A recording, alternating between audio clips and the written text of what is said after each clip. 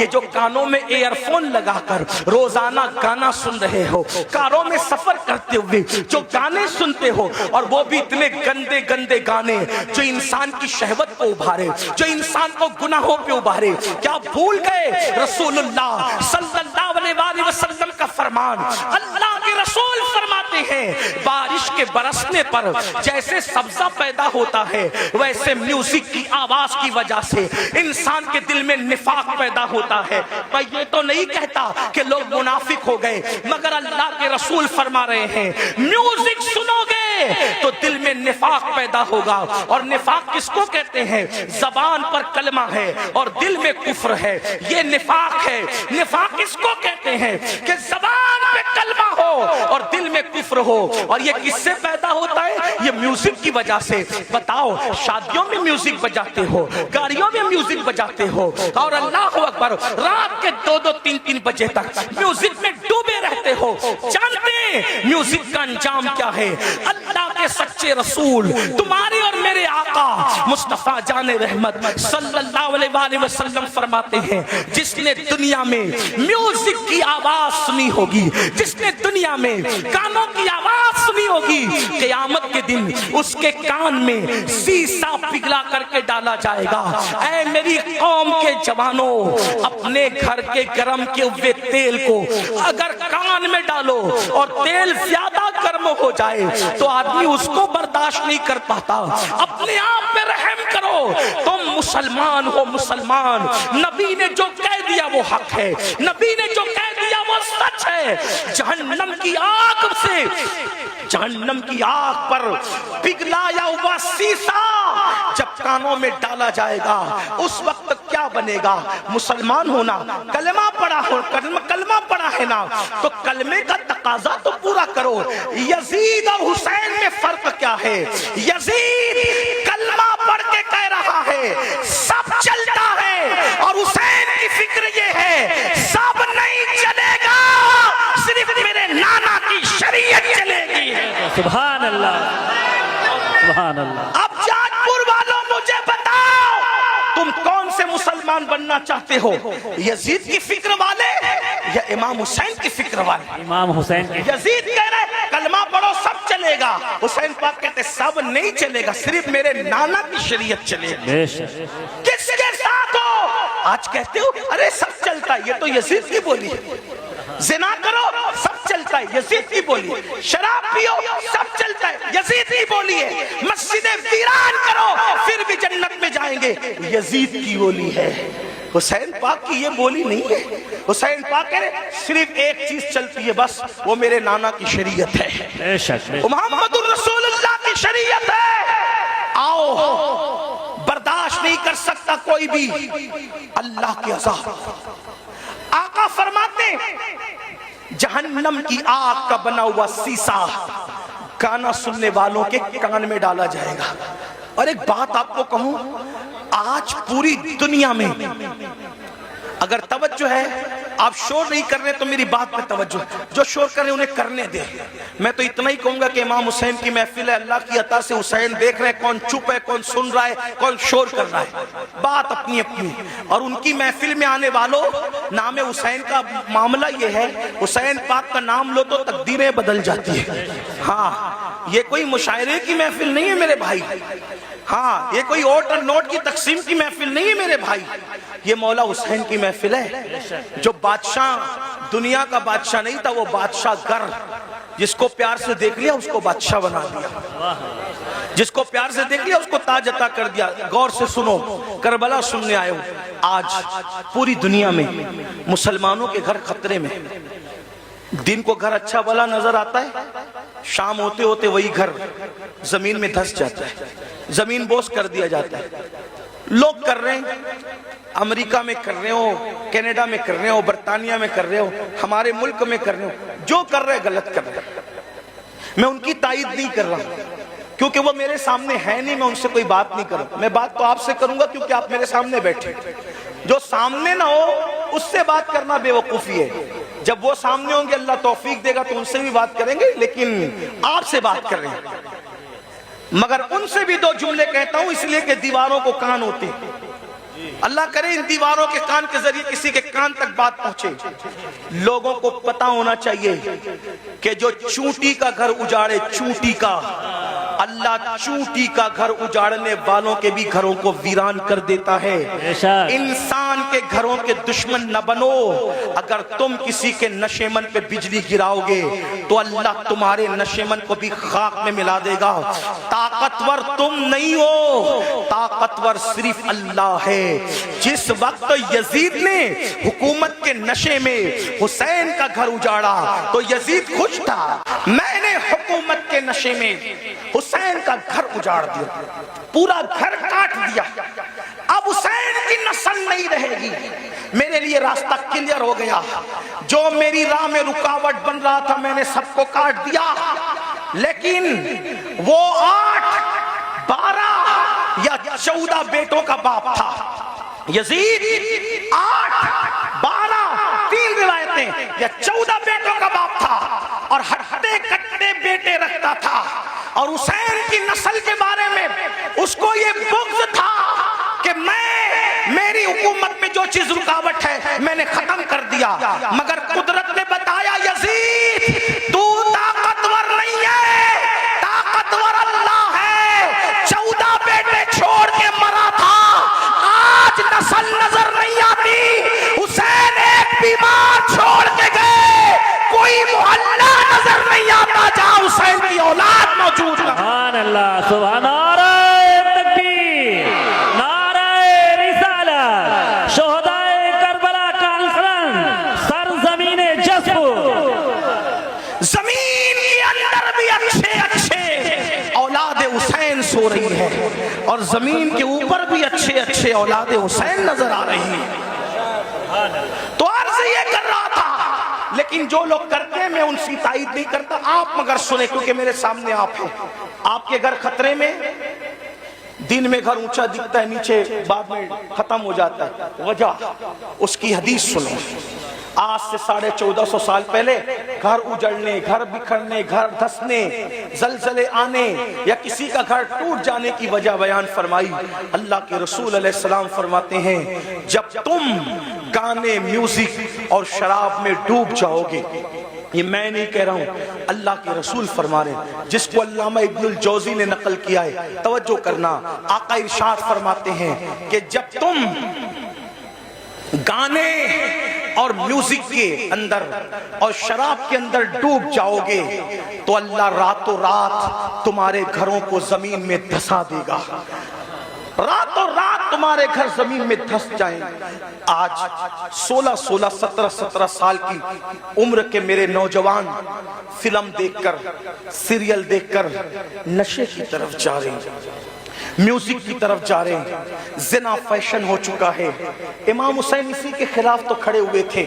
اگر یہ سب کرتے ہو تو حسینی نہیں ہو تم، چاہے جو بن جاؤ. میں کسی ایک کو نہیں کہہ رہا ہوں، اپنے آپ میں ڈوب کر سوچو. اگر مسجد کو تم نے ویران کر دیا، اللہ کے گھر کو ویران کر دیا، فجر کی نماز میں سوتے پڑے ہو تو آپ 7 سمندروں کا بھی شربت بنا لو. توجہ کرنا، لوگوں کو میرے جملے تلخ لگتے ہیں لیکن کوئی کچھ کہے میرے بارے میں حقیقت ہے. 7 سمندروں کا شربت بنا لو، امام حسین کے نام پہ بانٹ دو. لیکن اگر تم دین مٹاؤ گے اور شربت بناؤ گے تو امام حسین اس شربت کو قبول نہیں کریں گے، بلکہ اس شربت کو تمہارے منہ پہ مار دیا جائے گا. لیکن اگر تم نے بالفرض ساری زندگی شربت بنایا بھی نہیں، شربت پلایا بھی نہیں، حتیٰ کہ شربت کا نام بھی نہیں لیا، لیکن امام حسین جس دین کو بچانے چلے تھے، اگر اس دین کی حفاظت کے لیے تم نے قربانی دی تو امام حسین قیامت میں تمہیں سینے سے لگائیں گے. میرے عزیز، میرے بھائی، آؤ امام حسین کے مشن کی طرف توجہ کریں. تو عرض یہ کر رہا تھا، آج کل 16، 17 سال کی عمر کے میرے نوجوان اسی طرح شراب کی طرف، زنا کی طرف، جرائم کی طرف، میوزک اور گانوں کی طرف جا رہے ہیں، مسجدوں کو ویران کر چکے ہیں. میرے عزیز بھائی اللہ کے عذاب کو دعوت نہ دے, اللہ کے غضب کو دعوت نہ دے. یہ جو آپ سوچتے ہیں نا کہ ہم لوگ کچھ بھی کریں گے جنت میں چلے جائیں گے, ہم کچھ بھی کریں گے ہم آخرت میں کامیاب ہو جائیں گے, میرے بھائی میرے عزیز یہ دنیا ہے دنیا, یہ دنیا مکار ہے, یہ دنیا غدار ہے, یہ دنیا بے وفا ہے. اس دنیا سے دل نہ لگا, تو کچھ بھی کمائے گا, تو کچھ بھی کمائے گا, تو کتنا بھی جمائے گا, مگر یاد رکھنا اگر تو نے آخرت کی تیاری نہ کی, اگر تم نے آخرت کی تیاری نہ کی, سب دنیا ہی کے اندر دھرا کے دھرا رہ جائے گا. قرآن کہتا ہے لا تنسا نصیبک من الدنیا, دنیا سے اپنے نصیب کا مت بھول. میرے بھائی کیا تو میرے آقا کی وہ حدیث بھول چکا ہے؟ اللہ کے رسول نے فرمایا جس نے دنیا کے اندر شراب کا صرف ایک گھونٹ پیا ہوگا, جب وہ مر کے قبر میں جائے گا تو اس کا منہ سور کی طرح کر دیا جائے گا یا بندر کی طرح کر دیا جائے گا. آؤ میرے بھائیوں, ایک بزرگ کے ہاتھ پر ایک کفن چور نے توبہ کی تھی. اللہ اکبر, دل کے کانوں سے سن لینا, ایک کفن چور نے ایک بزرگ کے ہاتھ میں توبہ کی تھی. اس بزرگ نے اس کفن چور کو توبہ کروائی, اور توبہ کروانے کے بعد کفن چور سے پوچھا اے کفن چور, اب تو میرے ہاتھ میں توبہ کر چکا ہے, تو نے کتنے کفن چرائے؟ اس نے کہا حضور میں نے تو ہزاروں مردوں کو ننگا کیا, ان کے کفن چرائے. مسلمانوں کے کفن چرائے؟ جی مسلمانوں کے کفن چرائے. تو اس بزرگ نے کہا سچ سچ بتانا اے کفن چور, سچ سچ بتانا کہ تو نے جب مردوں کے کفن چرائے تو کتنے مردے تھے جن کے چہرے مرنے کے بعد قبر میں قبلے کی طرف تھے؟ دھیان سے سننا, توجہ سے سننا, تھوڑا منبر والوں سے بھی توجہ چاہتا ہوں, بات نہ کریں, بہت نوازش ہوگی آپ کی, میں آپ کی معلومات میں اضافہ نہیں کر سکتا لیکن آپ کی دعائیں ضرور لے سکتا ہوں, آپ کی بھی توجہ چاہتا ہوں. میری بات غور سے سنیں, میں ان کی طرف بات کو لے کر کے جا رہا ہوں, دھیان سے سنو. کفن چور سے بزرگ نے پوچھا تو نے ہزاروں مسلمانوں کے کفن چرائے, یہ بتا کتنے مسلمان تھے جن کے چہرے قبلے کی طرف تھے اور کتنے مسلمان تھے جن کے چہرے قبلے سے پھرے ہوئے تھے؟ تو اس نے کہا حضرت اللہ کی قسم کھا کے کہتا ہوں اب تو میں آپ کے ہاتھ پہ توبہ کر کے نیک بن چکا ہوں. اگر میں نے 100 مردوں کی لاش کو کھولا, 100 مردوں کی قبروں کو کھولا اور ان کی لاش کو میں نے ننگا کیا, تو 100 مردوں میں سے 99 مسلمان ایسے تھے جن کے چہرے قبلے سے پھرے ہوئے تھے. 100 مردوں میں سے 99 مردے ایسے تھے جن کے چہرے قبلے سے پھرے ہوئے تھے. ایک مسلمان ملتا تھا 100 میں ایک جس کا چہرہ قبلے کی طرف ہوتا تھا. اس بزرگ نے اپنے پیر و مرشد کو خط لکھا, حضور یہ بتائیں, اللہ اکبر, حضور یہ بتائیں کہ مرنے کے بعد لوگوں کے چہرے قبروں میں کیوں پھر جاتے ہیں, قبروں میں کیوں پھر جاتے ہیں؟ بزرگ نے لکھا بیٹا جو لوگ دنیا میں رسول اللہ کی سنت سے منہ پھیر لیتے ہیں, جو لوگ دنیا میں رسول اللہ کی سنت سے منہ پھیر لیتے ہیں, مرنے کے بعد ان کے چہرے قبلے کی طرف نہیں ہوتے. اے میری قوم کے جوانوں, کیا ڈر نہیں لگتا, کیا قبر میں نہیں جانا کہ جب سنت سے کوئی منہ پھیرے تو اس کا چہرہ مرنے کے بعد قبلے کی طرف نہیں ہوگا؟ اب آپ کیا سمجھتے, کہتے اب مولانا اللہ رحیم ہے, اللہ کریم ہے, ستار ہے, غفار ہے. ارے یہ بات مولانا کو آپ سے زیادہ سمجھتے ہیں کہ اللہ رحیم ہے, کریم ہے, ستار ہے, غفار ہے. لیکن آپ کو پوچھنا چاہتا ہوں, آپ مجھے بتائیں کہ آپ اور ہم اگر جرائم کریں تو اللہ غیرت والا, وہ رحم والا ہے تو وہ غیرت والا بھی ہے. میرے بھائی اس کی غیرت کی طرف توجہ کیوں نہیں کرتے؟ صرف سنت چھوڑنے پر جب وہ منہ قبلے کی طرف رکھنا گوارا نہ کرے تو وہ جنت کے اندر کیسے داخل کرے گا؟ اس کی خفیہ تدبیر سے ڈرو کہ دنیا میں پہلی اور آخری بار آئے ہو. مشرکین کو دیکھ کر, منکرین اسلام کو دیکھ کر ان کی طرح ننگا ناچ نہ کرو, ان کی طرح ظلم نہ کرو. کہ جب انسان سنت سے منہ پھیر لے تو اللہ تبارک و تعالیٰ اس کا منہ کعبے کی طرف رکھنا گوارا نہیں کرتا. کعبے کی طرف منہ رکھنا گوارا نہیں کرتا, اللہ جنت میں اس کو کیسے ڈالے گا؟ یہ دنیا ہے, اس دنیا میں آدمی جتنے چاہے جرائم کر لے, اور پھر اللہ اکبر جو گناہ کبیرہ اس میں خاص طور پر حرام لقمے کا کھانا اور اسی کے ساتھ نشہ کرنا, شراب پینا. آج نشہ مسلم سوسائٹی کے اندر سوچی سمجھی سازش کے تحت پرموٹ کیا جا رہا ہے. کون لوگ پرموٹ کر رہے ہیں ہمیں نہیں پتا. انشاءاللہ ہمارے ملک کی جو ادارے ہیں، جاسوس ادارے، وہ اس کی تحقیق کریں گے کون ہے دشمن ملک اور ملت کا. یہ بات طے ہوگی بعد میں. لیکن خاص طور پر مسلم سماج میں نشے کو پرموٹ کیا جا رہا ہے. جو باپ ہیں، جو سرپرست ہیں، جو ذمہ دار ہیں، وہ دھیان سے سنیں کہ باضابطہ طور پر وہ بچے جو اچھے ذہین بچے ہیں، جو تعلیم کے لیے بہت زیادہ ہوشیار ہیں، ایسے بچوں کو ٹارگٹ کیا جاتا ہے اور ان کو پہلے فری میں ایم ڈی اور اس جیسی دوائیاں چٹائی جاتی ہے. ان سے پہلے دوستی کی جاتی ہے، پھر ان کو وہ چٹایا جاتا ہے. ایک دو بار جب انسان اس کو چاٹتا ہے اور پھر نیند گہری آتی ہے اور اس کے جو اثرات ہوتے ہیں، پھر انسان اب اس کو حاصل کرنے کی کوشش کرتا ہے تو پھر مہنگے سے مہنگے دام میں اس کو بیچا جاتا ہے. تو پیسہ بھی برباد، زندگی بھی برباد. اے مسلمانوں، اپنے بچوں کو قیمتی سے قیمتی لباس دو، اپنے بچوں کو اچھے سے اچھا کھلاؤ، اپنے بچوں کے ہر شوق پورے کرو، لیکن اس پر عقاب کی طرح نظر رکھو کہ تمہارے بچے کس کی صحبت میں بیٹھتے ہیں، کس کے پاس بیٹھتے ہیں، کس کے ساتھ رہتے ہیں. یاد رکھنا، مسلمانوں کے ٹیلنٹ سے لوگوں کو بہت خوف ہے، اس لیے کہ یہ ملک ہی نہیں بلکہ دنیا کے تمام ممالک پر اگر سینکڑوں سال اگر کسی نے حکومت کی ہے تو وہ صرف لا الہ الا اللہ پڑھنے والی قوم ہے. مسلمانوں کو حکومت کرنے کا شعور آتا ہے، مسلمانوں کو سیاست کرنے کا شعور آتا ہے، مسلمانوں کو تجارت کرنے کا شعور آتا ہے. دنیا جانتی ہے جس دن مسلمان تجارت کی منڈی میں ڈٹ جائے گا، کسی ماں نے ایسا لال پیدا نہیں کیا جو وہ مسلمان کا مقابلہ کر سکے. جب ہم تاجر تھے ہمارے مقابلے میں کوئی تاجر نہیں تھا، جب ہم سیاست کر رہے تھے ہمارے مقابلے میں کوئی سیاستدان نہیں تھا، ہم علم کے میدان میں ڈٹے تھے ہمارے مقابلے میں کوئی نہیں تھا. دنیا کے سارے انسان بغداد میں اور مصر میں ہمارے دروازوں پر کاسے گدائی لے کر علم کی بھیک مانگا کرتے تھے.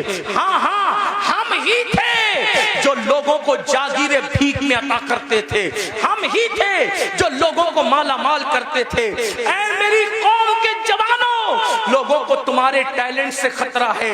ان کو پڑھنے مت دو، ان کو آگے بڑھنے مت دو، ان کو تجارت کرنے مت دو، ان کو جو ہے معاش اور معیشت کی طرف آگے بڑھنے مت دو. ان کو گانوں کا عادی بنا دو، ان کو گیم کا عادی بنا دو، ان کو نشے کا عادی بنا دو، ان کو شراب کا عادی بنا دو.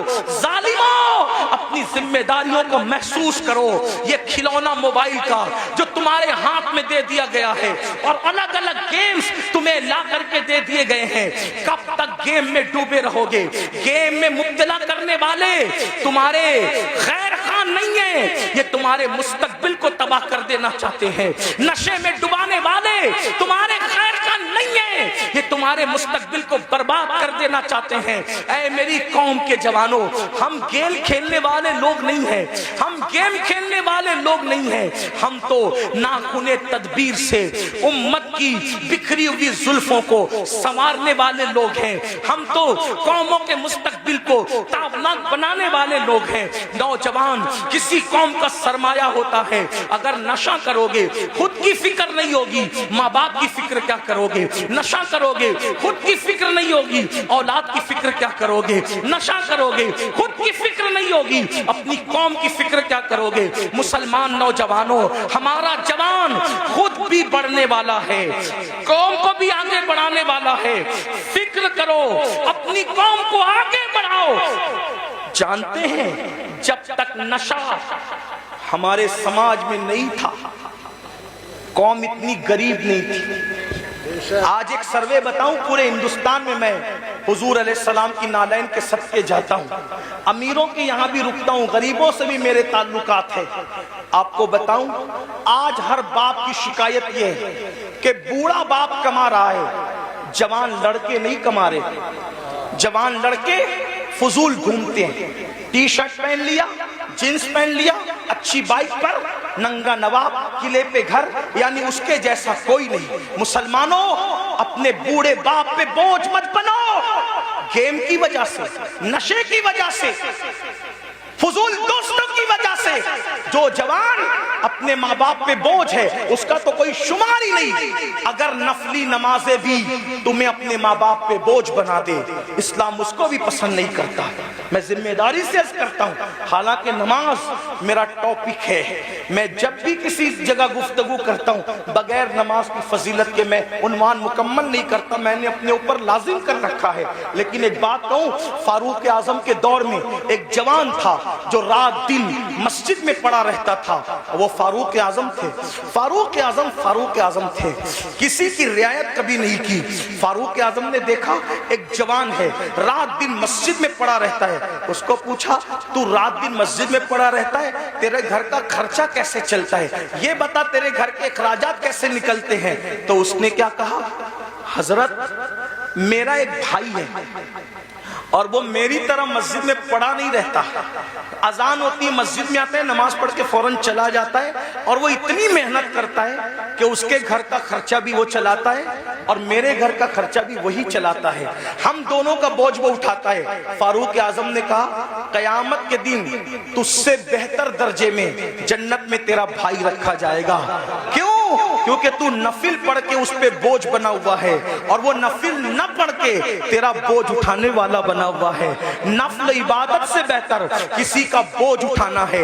आप ये बात समझें मुसलमानों, मेरी कौम के जवानों, मेरी कौम के जवानों, हमारे प्यारे मुल्क भारत में 60% से ज्यादा जवान है। जवान यानी पूरी दुनिया में अगर सबसे ज्यादा जवान किसी मुल्क में मौजूद है, वो हमारे हिंदुस्तान में है। इसीलिए आप पूरे जलसे को काउंट कर लें, मेरी बात पे यकीन नहीं आता, आपको 90% जवान न नजर आए तो देख लेना। आप देखिए तो आप सब जवान हो, सब के सब जवान हो। और आपको बताऊं, ये जो उलमा की दाढ़ियां सफेद हो गई है, इनकी दाढ़ियां सफेद है मगर ये भी जवान है, क्योंकि मोहम्मद के गुलामों को बुढ़ापा आ नहीं सकता। तुम सब जवान हो। लोग क्या चाहते हैं, गौर से सुनो, ध्यान से, लोग क्या चाहते हैं? दो चीज, मुसलमानों को जाहिल करो और इनको गरीब करो। गरीब करो, जाहिल करो, फिर क्या होगा? गुर्बत कभी कभी इंसान को कुफ्र तक ले जाती है। जब ये गरीब हो जाएंगे, एक हाथ से रोटी देंगे और उसके बाद कहेंगे ईमान बेचो, ईमान खरीद लेंगे रोटी के टुकड़े पर। अब बिलाल जैसा इनमें थोड़ी मौजूद है जो पिट कर भी दीन पे कायम रहे। जो कौम गाने की दहलीज पर ईमान का सौदा कर सकती है, वो कौम क्या रोटी के टुकड़े पे ईमान का सौदा न करेगी?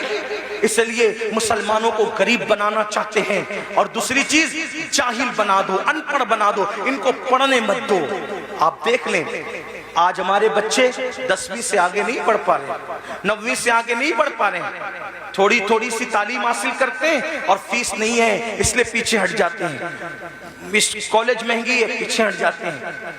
तालीम महंगी, पीछे हट जाते हैं। मैं कहता हूं, अपने बच्चों को तालीम अधूरी से पीछे हटाने वालों, ये क्यों कहकर शोरूम से वापस नहीं आते कि कपड़े महंगे हैं, तालीम महंगी है, ये कहकर अपने बच्चों को ड्रॉप आउट कर लेते हो। आप हजरात ये कहकर बच्चों के कदमों को पीछे हटा लेते हो। मैं कहता हूं, 1000 बार शोरूम से वापस आना पड़े कि मोबाइल महंगा है, मैंने नहीं खरीदना, कपड़े महंगे, मैंने नहीं खरीदना, जूते महंगे, मैंने नहीं खरीदना। लेकिन तालीम महंगा करने वाला कितना भी महंगा कर दे, कितना भी महंगा कर दे, कितना भी महंगा कर दे, इल्म छोड़ूंगा नहीं। क्यों? क्योंकि मेरे नबी ने फरमाया, आका का फरमान सुनो, क्योंकि मेरे नबी ने फरमाया, इल्म अगर सुरैया पे होगा तो मेरी उम्मत का बंदा वहां से भी इल्म लेकर आएगा। गोया के बताया जा रहा है, तालीम को महंगा करने वाले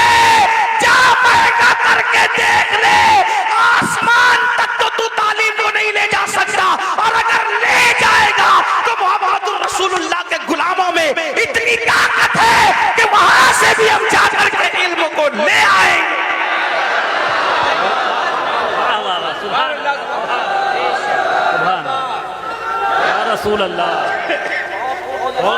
مالدار بنو اور ایجوکیشن پہ محنت کرو. میں تو لوگوں کو یہ بھی کہہ رہا ہوں، لوگ مجھے گالی دیتے، مجھے لوگ جتنا گالی دیتے میرا وزن اتنا بڑھتا ہے، کیونکہ میں ان لوگوں کی پرواہ، مجھے یہ لگتا ہے کہ جنت مجھے اللہ سے لینا ہے، گالی دینے والوں سے نہیں. میں لوگوں کو یہ بھی کہتا ہوں، بڑے گنبد اور بڑے مینار بنانے کی بجائے بڑے انسان بناؤ، کیونکہ کوئی گنبد اپنے جیسا گنبد نہیں بنا سکتا، کوئی مینار اپنے جیسا مینار نہیں بنا سکتا، لیکن اگر ایک اچھا انسان بنا دو گے تو ایک اچھا انسان اپنے جیسے سینکڑوں اچھے انسان بنا دے گا. یہی تو بات تھی نا، رسول اللہ نے حسین کو اچھا بنایا تھا. ایک حسین نے دنیا میں کروڑوں حسینی پیدا کر دیے. ایک چراغ سے کتنے چراغ بنے. صدیق اکبر جیسا اچھا انسان بنایا، فاروق اعظم جیسا اچھا انسان بنایا، عثمان غنی جیسا اچھا انسان بنایا، مولا علی جیسا اچھا انسان بنایا، عشرہ مبشرہ جیسا اچھا انسان بنایا. ان اچھوں نے، ان چند اچھوں نے کتنے اچھے اچھے پیدا کر دیے کہ وہ دین کے محافظ ہو گئے. تو میری گزارش ہے، دیکھو ایک تاج محل بنایا شاہ جہاں نے، لیکن وہ تاج محل بننے کو صدیاں بیت گئی. اس تاج محل نے دوسرا تاج محل تیار نہیں کیا. لیکن آپ کو بتاؤں، آل رسول احمدی نے ایک احمد رضا پر نظر ڈال کر کے اچھا بنایا، تو اس احمد رضا نے کتنے اچھے دیے. صدر الشریعہ جیسا اچھا وہیں سے ملتا ہے، شیر پیش اہل سنت جیسا وہیں سے ملتا ہے، ظفر الدین بہاری جیسا وہیں سے ملتا ہے، اللہ محدث اعظم جیسا وہیں سے ملتا ہے، مفتی اعظم جیسا وہیں سے ملتا ہے، حجت الاسلام جیسا وہیں سے ملتا ہے. تو پتہ کیا چلا، اچھے انسان بنانے پہ توجہ دو، اس لیے یہ عمارتیں کھنڈر بن سکتی ہے، انسانوں کو کھنڈرات میں تبدیل نہیں کیا جا سکتا. اس لیے اپنے بچوں کو اچھا بناؤ. آج غربت اور جہالت ہم پہ مسلط اس لیے کی جا رہی ہے تاکہ آپ کا ایمان لے، آپ کی آبرو لے. آج اگر ہماری بچیاں کسی کا ہاتھ پکڑ کر جا رہی ہے، اس میں 90% غربت کا عمل دخل ہے، غربت کا عمل دخل ہے. غریبی آدمی کو کفر تک لے جاتی ہے. لیکن ایک بات بتاؤں، غربت سے زیادہ تربیت نہ کرنے کا عمل دخل ہے. کیونکہ غربت کتنی بھی ہو، تربیت اگر ہوگی تو پھر کوئی کچھ چھین نہیں سکتا. علماء تو کہہ رہے ہیں بہت کہوں، لیکن میں آخری بات کہہ دیتا ہوں، غربت سے زیادہ تربیت کی کمی ہے. آخری بات، جو بچیاں جا رہی، حالانکہ ایک بات آپ سے کہہ دوں، اتنے ہزاروں کے مجمع میں اپنے جلسے میں یہ مت کہو کہ اتنے لاکھ چلی گئی، اتنی ہزار چلی گئی. میں بار بار کہہ رہا ہوں اس کو مت کہو، کیونکہ یہ نفسیاتی طور پہ دشمن ہمیں متاثر کرنا چاہتا ہے. کوئی ضرورت نہیں ہمیں کہنے کی اتنی لاکھ، ہمارے پاس ثبوت کیا ہے، اتنی لاکھ گئی اتنی لاکھ گئی. تو کہتے ہیں میڈیا نے کہا. ہم کہتے ہیں میڈیا اگر کہہ دے کہ چاند دکھا تو ہم میڈیا کا چاند نہیں مانتے. جس کے کہنے پہ چاند کا آنا نہیں مانتے، اس کے کہنے پہ بیٹیوں کا جانا کیسے مان سکتے ہیں؟ اس لیے نہیں ماننے کا، نفسیاتی طور پہ متاثر نہیں ہونے کا. گئی ہیں، انکار نہیں، چند گئی ہیں، انگلیوں پہ گن لو. کون گئی ہیں؟ جن کی تربیت نہیں ہوئی. ورنہ جن کی تربیت ہوئی ہیں وہ آج بھی غربت کے باوجود چکی پیس رہی ہے، چرخہ چلا رہی ہے، برتن دھو رہی ہے ایک دوسروں کے یہاں جا کے، مگر اس کی غیرت کا کوئی سودا نہیں کر پا رہا ہے. ہاں، دامن توکل کی یہ شان ہوتی ہے، پیون تو لگے ہوتے، گناہ کے دھبے نہیں ہوتے. ہاں، ہماری قوم کی بیٹیوں کے دامن پر پیون تو ہیں لیکن گناہ کے دھبے نہیں ہیں. آج بھی ہماری قوم کی بیٹیاں اتنی پارسا اور باغیرت ہے. میں تو لوگوں کو کہتا ہوں جتنی ہماری بیٹیاں پارسا ہے، آج اتنی کسی کی ماں میں بھی پارسائی نہیں ہے. ہماری بیٹیوں کی طرح اوروں میں پارسائی نہیں ہے، لیکن تربیت کا فقدان ہے. جو باپ اپنی بیٹی کو بازو میں بٹھا کر کے زنا کا سیریل دیکھے، جو باپ اپنی بیٹی کو بازو میں بٹھا کر زنا کا سیریل دیکھے، اس کی بیٹی بھاگے گی نہیں تو کیا ہوگا؟ جو بھائی اپنی بہن کے ساتھ گیم کھیلے، اس کی بہن اور کا ہاتھ نہ پکڑے گی تو کیا ہوگا؟ تربیت کرو.